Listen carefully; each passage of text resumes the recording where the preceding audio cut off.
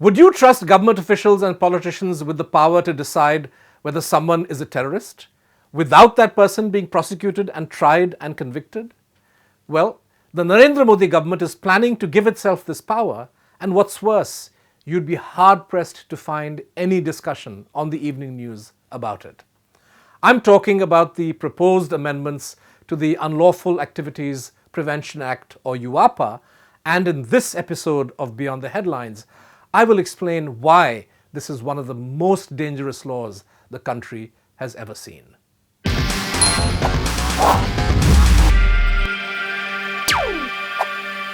The bill to amend Uapa was introduced by Union Home Minister Amit Shah in the Lok Sabha this week and was passed after a brief discussion.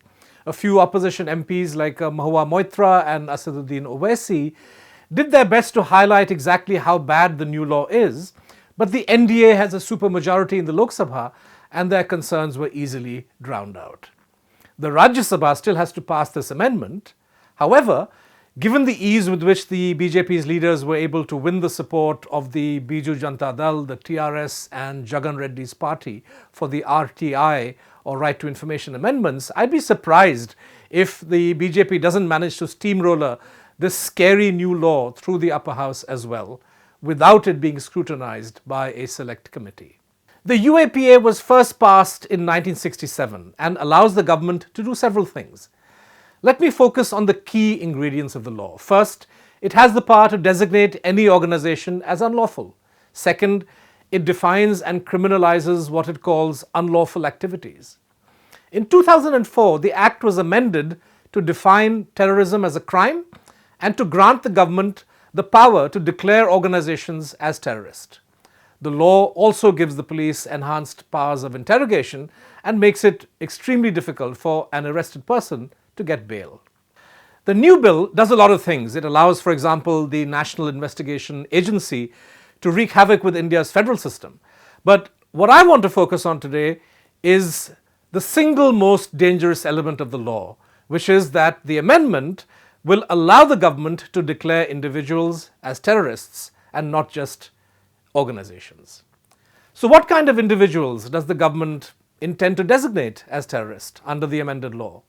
This is what Amit Shah told the Lok Sabha. मान्यवर UAPA में व्यक्ति विशेष को कब आतंकवादी घोषित किया जाएगा, इसका प्रावधान है। आतंकवादी कार्य करता है या उसमें भाग लेता है, अब इसमें दो राय हो सकती है क्या? कोई व्यक्ति आतंकवादी कार्य करेगा या भाग लेगा तो उसको आतंकवादी घोषित करना चाहिए या नहीं करना चाहिए? मान्यवर उसके लिए आतंकवाद को पोषण देने के लिए, तैयारी करने के लिए जो मदद करता है, अब उसको भी आतंकवादी घोषित करना चाहिए। आतंकवाद को अभिवृद्धि देने के लिए धन मुहैया कराता है तो मैं मानता हूं उसको भी आतंकवादी घोषित करना चाहिए। और आतंकवाद के साहित्य को और आतंकवाद की थियरी को युवाओं के जहन में उतारने के लिए जो प्रयास करता है, मान्यवर मैं मानता हूं आतंकवाद बंदूक से पैदा नहीं होता। आतंकवाद को फैलाने के लिए जो अपप्रचार होता है, उन्माद फैलाया जाता है, वो आतंकवाद का मूल है। और मान्यवर अगर इन सबको आतंकवादी घोषित करते हैं तो मैं मानता हूं सदन के किसी भी सदस्य को इसके अंदर कोई आपत्ति नहीं होनी चाहिए। Now, Amit Shah's reasoning may sound convincing to some, but we need to ask two questions. First, what's the purpose of designating an individual as a terrorist? Remember, if that individual engages in what the UAPA defines as terrorist activity, the government already has the power to prosecute and punish them under Chapter 4 of the existing Act. In other words, if you have a bad guy in your sights, by all means arrest him and prosecute him. And if you have the evidence, then the courts will also convict him. This is how a law-abiding society fights terrorism. Who can have a problem with that?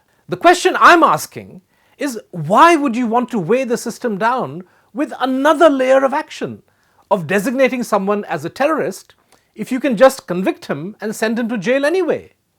The answer, and this is what should worry us all, is that the designation of an individual as a terrorist gives Amit Shah and his officials the power to label and stigmatize an individual as a terrorist even when they don't have the evidence to actually prosecute and convict that person. If fake encounters allow the police to pass a death sentence on someone without going through the courts, Amit Shah's plan to designate individuals as terrorists will essentially allow the government to make someone's life a living hell. Think of it. This is a form of solitary confinement without a trial and without sending someone to jail. You will lose your job, your landlord will throw you out, your kids will have a tough time at school, everyone will look at you with suspicion, and the police will keep harassing you and anyone you meet. Sure, you can appeal the government's decision to designate you as a terrorist, but the way the system chooses people who conduct these reviews, good luck with that.